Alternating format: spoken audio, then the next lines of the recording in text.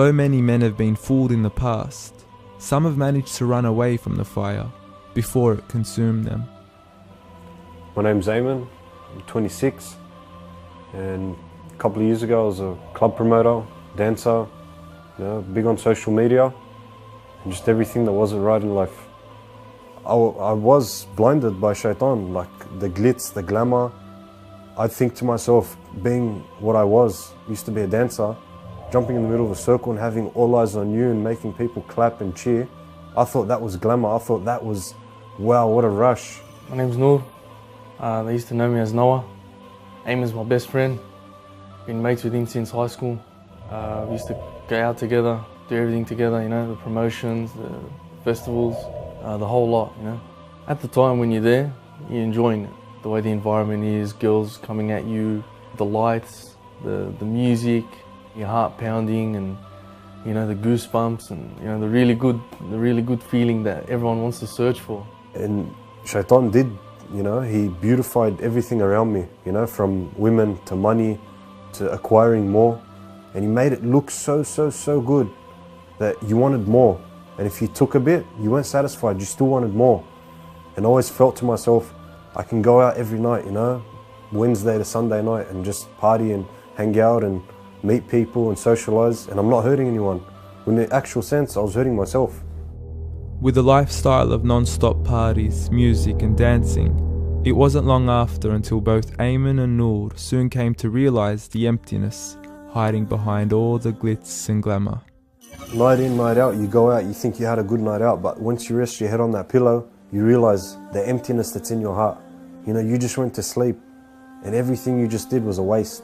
I had a really big night. I think the next day when I woke up in the hotel, I just kind of stood for about half an hour and sat there and thought, is this it? Is this what life is?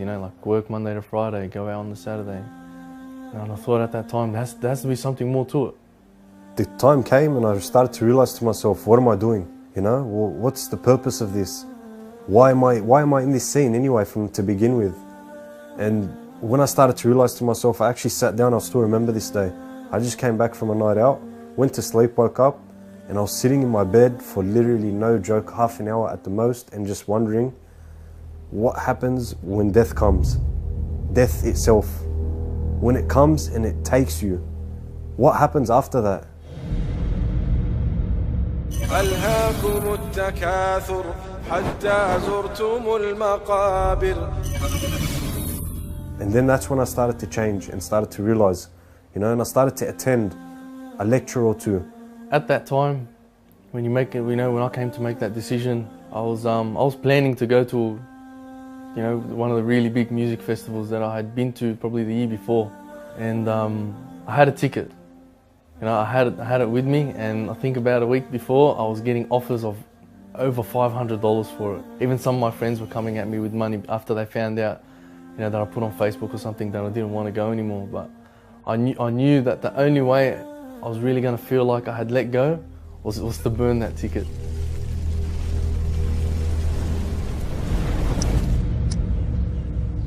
So I burnt it. And one day after work, just went into the car park, threw it on the ground, and got a lighter off someone and torched it. It was probably the best feeling of my life, one of the best feelings I've ever had till today. Soon after making their change, both Eamon and Noor realised that sacrifices were needed to be made, and the shaitan was going to wait for them at every doorstep. One thing I realised about being in this scene is one thing that shaitan, the devil, threatens you with is being alone.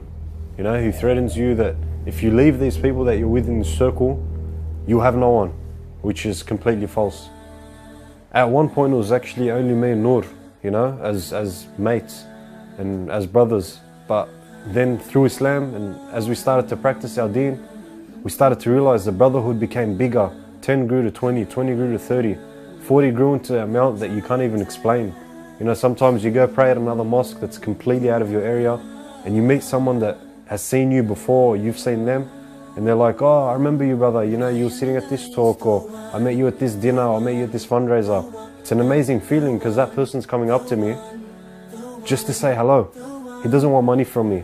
He doesn't want fame. He doesn't want entry into a place that, you know, that he wants to go in.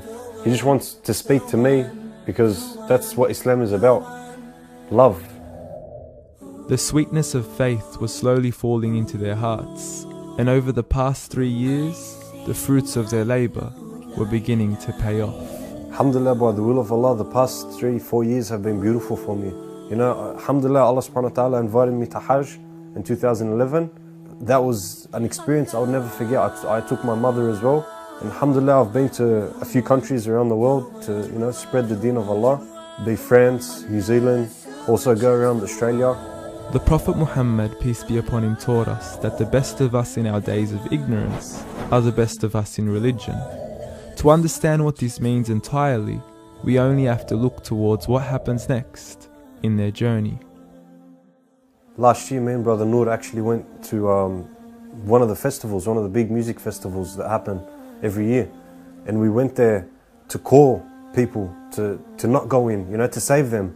Back in the day, I used to actually call them to come to the festival, to actually enter and enjoy and discounts and so on. And we thought that we'd try to redeem ourselves from what we were doing before, you know, like calling people to that environment. So we thought we'd go to this and, you know, tell people to stay away, you know, try to convince the people what they were getting themselves into, because we had been there, you know, and we knew what it was like. We've experienced it before. Ayman and Noor are not the first to make such a change, and they surely aren't the last. However, despite their efforts, many Muslims are still sinking into the same traps and falling into the bright lights of this deceptive world today. It burns the heart to know that my Muslim brother, sometimes Muslim sisters out there, they're still in this. And it burns me to know that I can't do nothing about it except ask Allah to guide them. Because if we die in this state, a state of ignorance, a state of not caring, what will our ending be? So it's a strong urge from myself, turn to Allah before it's too late. Just run away from the fire, because it's not worth it. At first I was a little hesitant because I knew things were going to change, but then I decided it was the right decision to make. So on the 1st of January 2004, my journey began, and I finally decided to put on the hijab. Every girl who puts on the hijab is faced with some sort of obstacle.